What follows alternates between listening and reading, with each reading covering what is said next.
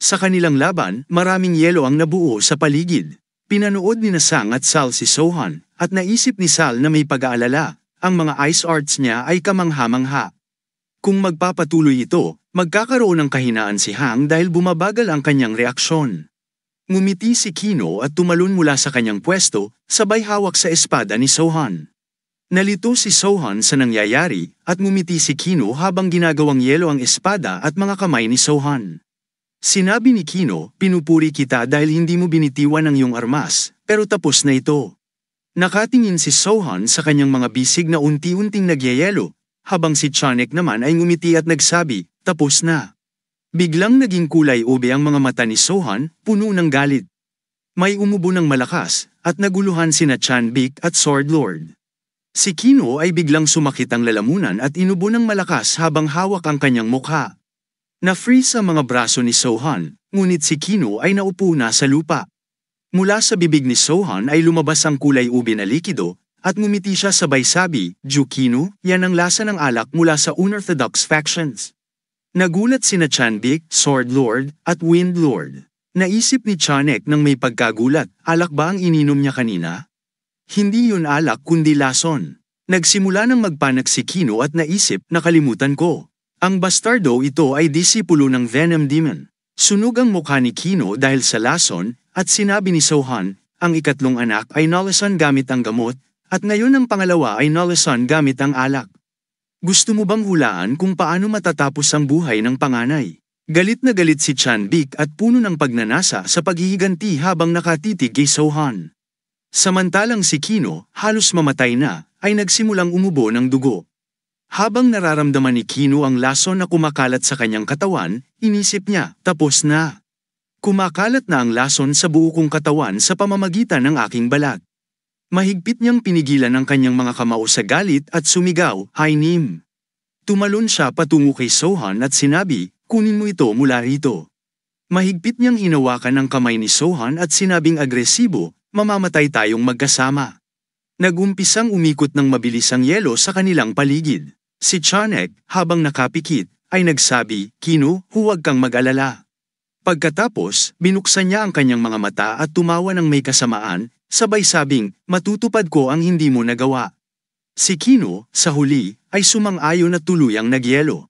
Ang mga tauhan ni Sohan ay sumigaw ng may pag-aalala, "Ayos ka lang ba, pinuno ng alyansa?" Huminga ng malalim si Sohan at sinabing, napakatindi ng kanyang determinasyon. Nagulat si Sheik nang biglang nagbukas ang mga mata ni Sohan, sabay naisip, nakakapagsalita pa rin siya. Iniindang kayang tiisin ang ultimate technique ni Kino? Hindi ko siya hahayaan. Iniutos niya sa left emissary, patayin si Jin Sohan kapag may pagkakataon sa gitna ng kaguluhan. Sumagot ang mga tauhan ng, "Opo, Ginoo." Tumingin si Chanek kina Wind Lord at Sword Lord at sinabing, "Maghanda kayo, mga elder." Sumagot naman si Sword Lord, "Sige." Lahat sila'y nagmukhang masasama. Sinabi ni Chanek, "Umpisahan na natin." Sumabog ang yelo, dahilan para bumagsak ang maraming kalaban. Si Sang, gamit ang kanyang kakayahan, ay sumigaw kay Chanek, "Hindi mangyayari ang nais mo."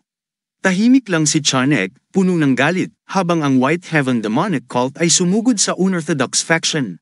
Sinabi ni Sword King, atakihin sila. Sumigaw ang faction leader, lamagay sa porma sayon sa paligid ng pinuno ng alyansa. Pinalibutan nila si Sohan upang protektahan siya laban sa mga miyembro ng White Heaven Demonic Cult. Ang kalahati ng mukha ni Sohan ay nagyayelo na, ngunit may natitira pang maliit na bahagi. Iniisip niya, napakalamig. Kamusta kaya ang aking mga tauhan sa labanan? Hindi ko na marinig. Ito na ba ang aking katapusan? Lumapit na ang lamig sa aking core energy. Napakasakit. Sa kabila ng lahat, naisip niya, ang buhay ko ay isang serye ng mga sakit. Kaya kung ganito ang pakiramdam ng kamatayan, kaya ko itong tiisin. Ngumiti siya at naisip, dapat ba akong magpasalamat kay Master Venom Demon? Naalala niya ang kanyang mga guro at sinabing, "Mga guro, mukhang hanggang dito na lang ako. Minamahal kong Master Venom Demon, pinapatawad na kita ngayon sa lahat ng ginawa mo sa akin. Mahal na Master Immortal Physician, salamat." Ginamit ni Sohan ang kanyang buong lakas upang pigilan ang paglapit ng yelo sa kanyang core energy at inisip, "Grandmaster Sword Immortal, akala ko mas nauunawaan ko na ang mundo dahil sa tulong mo, pero mukhang hindi pa sapat. Naalala niya ang tawag sa kanya ni Master na Ian Young, at naisip, kung tama ang sinabi ni Cole, at ang aking enerhiya ay bumubuo ng isang tei kasama ang lason at ang neutralizer, hindi ko ba kayang tanggapin ang lamig at isama ito sa tei? Pinagsama niya ang kanyang yin at yang energy upang maging isa, at ginamit ang kanyang willpower, ako si tei. Dalhin ang balanse sa aking katawan. Ang daloy ng enerhiya ay pupunta kung saan ito dapat. Nagsimulang gumalaw ang enerhiya ni Sohan sa buong katawan niya, at may dugo na lumabas sa kanyang bibig. Mabilis siyang umubo, pagkatapos ay ginamit ang kanyang inner energy at umupo nang nakatawid ang kanyang mga binti. Binuksan ni Sohan ang kanyang mga mata, at nagsimulang tumubo ang yelo, lumalaki ito ng lumalaki. Tumayo si Sohan at sinabing, halika. Nagsimulang lumapit ang yelo sa kanya, at ang bitak ay nagsimula sa estatwa ni Sohan. Binuksan ni Sohan ang kanyang mga mata at ang yelo sa paligid niya ay nabasag. Lahat ay tumingin sa kanya nang may pagkabigla, matagumpay na nabasag ni Sohan ang yelo. Ang kanyang mga tauhan ay mukhang masaya, at tinawag siya ni Cole na may saya.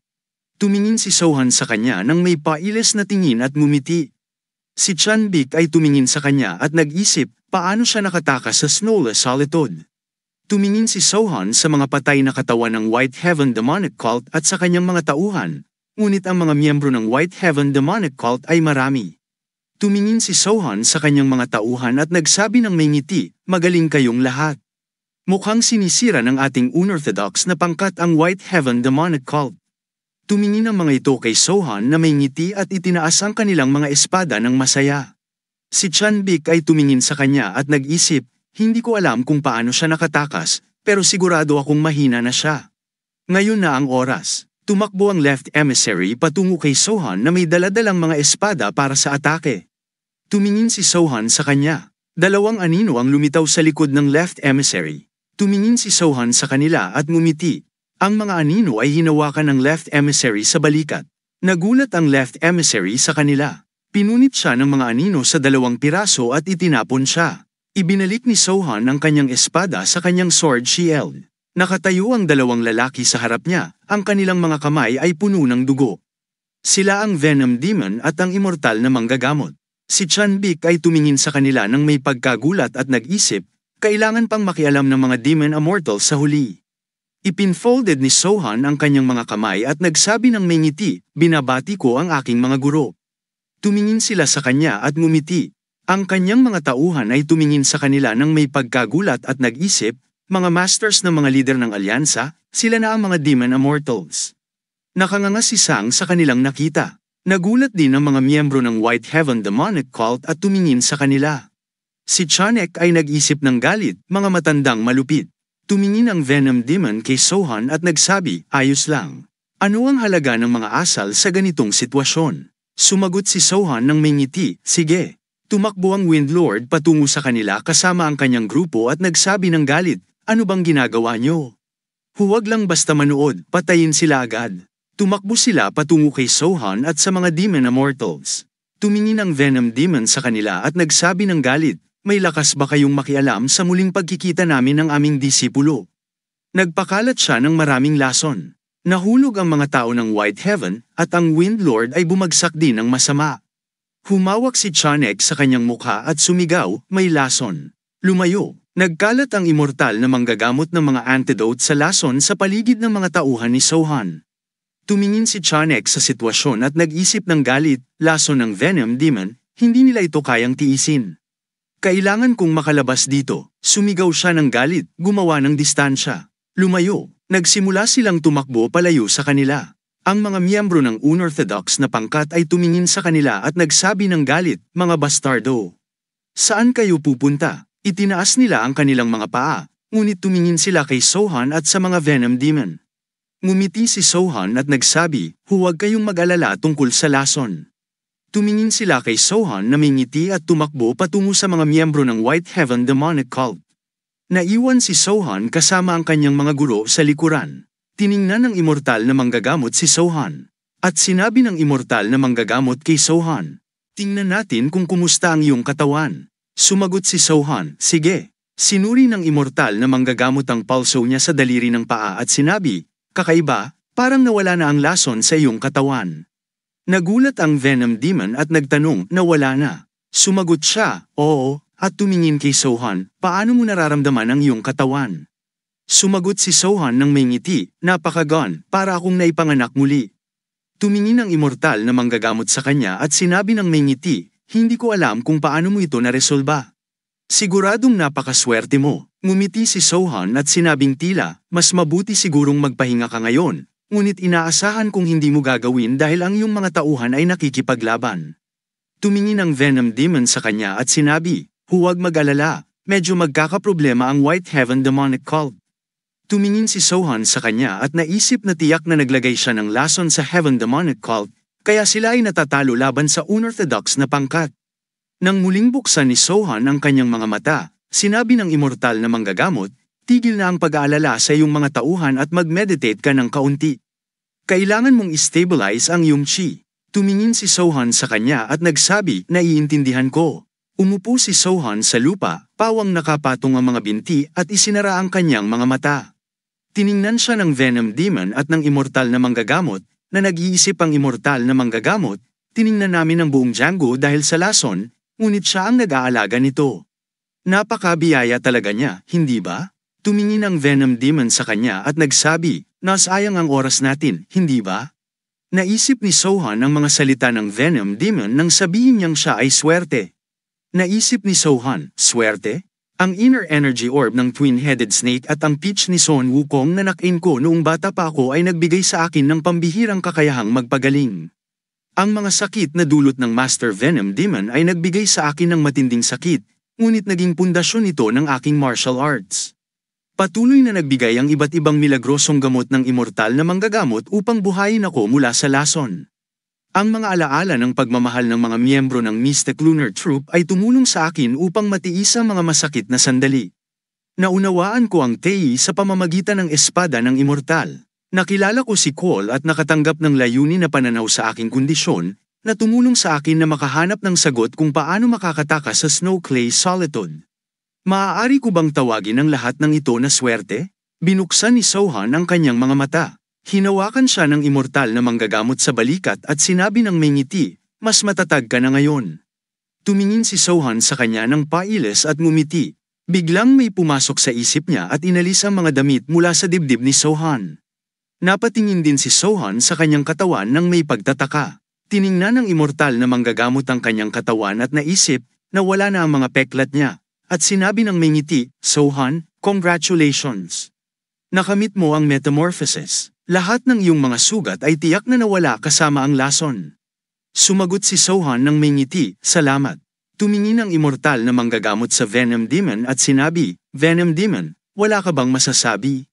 Nakamit ng ating disipulo ang metamorphosis. Nagbula ang Venom Demon at nagsabi, kahanga-hanga, sa kabila ng Sword Demon at Wind Demon, nakasurvive ka. Nagtanong si Sohan na naguguluhan, sino ang Sword Demon? Sumagot ang Venom Demon, tinatawag ng White Heaven ang mga ito na Heaven Sword at Heavenly Wind, ngunit tinatawag ng Orthodox na pangkat na Sword Demon. Tinawag ng faction ang kanilang mga sarili na Sword Demon at Wind Demon ayon sa pagkakabanggit. Sila ang mga executive ng White Heaven Demonic Cult. Sinabi ni Sohan, walang duda na sobrang tiwala sila. Tumingin ang immortal na manggagamot sa kanya at nagtanong ng may ngiti, kaya mo bang maglakad? Hindi ko alam kung magiging handa ka bang makipaglaban dahil kakakalabas mo lang sa metamorphosis.